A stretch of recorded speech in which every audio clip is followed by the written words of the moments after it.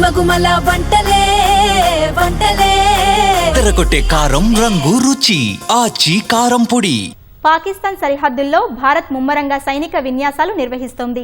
రాజస్థాన్లోని ఎడారి ప్రాంతంలో ఆధునిక యుద్ధ పరికరాలతో భారత సైన్యం విన్యాసాలు నిర్వహించింది.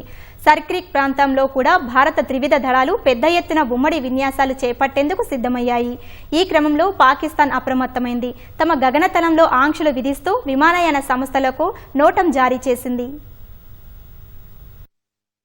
సరిహద్దుల్లో భారత సైనిక విన్యాసాలకు పాకిస్తాన్ వణుకుతోంది. రాజస్థాన్లోని జైసల్మేర్ జిల్లాలో థార్ శక్తి పేరిట భారత ఆర్మీ యుద్ధ విన్యాసాలు చేపట్టింది. రక్షణ మంత్రి రాజ్నాథ్ సింగ్ కూడా ఈ కార్యక్రమానికి హాజరయ్యారు. థార్ ఎడారిలో యుద్ధ సన్నద్ధతను భారత సైన్యం ప్రదర్శించింది. ఎడారి భూభాగంలో అధునాతన పోరాట నైపుణ్యాలను, సమగ్ర యుద్ధ సామర్థ్యాలను వందలాది భారత సైనికులు ప్రదర్శించారు. ఈ డ్రిల్లో రోబోటిక్ మ్యూల్స్, డ్రోన్లు, రోబోట్ డాగ్లు, ఆటోర్ N-1200 వాహనాలు, ట్యాంకులు, హెలికాప్టర్లు వంటి ఆధునిక యుద్ధ పరికరాలు పాల్గొన్నాయి. భవిష్యత్తు యుద్ధాలు అన్ని సాంకేతికతపైనే ఎక్కువగా ఆధారపడనున్న వేళ ఆధునిక టెక్నాలజీకి భారత సైన్యం పెద్దపీట వేస్తోంది.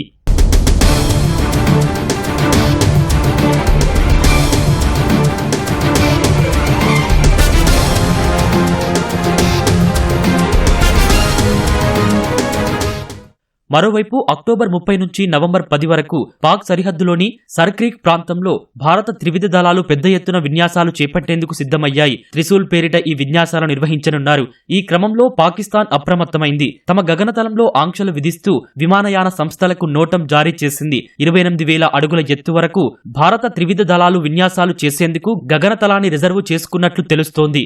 ఆపరేషన్ సింధూర్ తర్వాత త్రివిధ దళాలు కలిసి ఉమ్మడిగా ఇంత పెద్ద కసరత్తు నిర్వహించనుండటం గమనార్హం. ఉమ్మడి కార్యాచరణ సామర్థ్యాలు, స్వావలంబనను ప్రదర్శించడమే లక్ష్యంగా దీన్ని ఏర్పాటు చేసినట్లు రక్షణ మంత్రిత్వ శాఖ పేర్కొంది.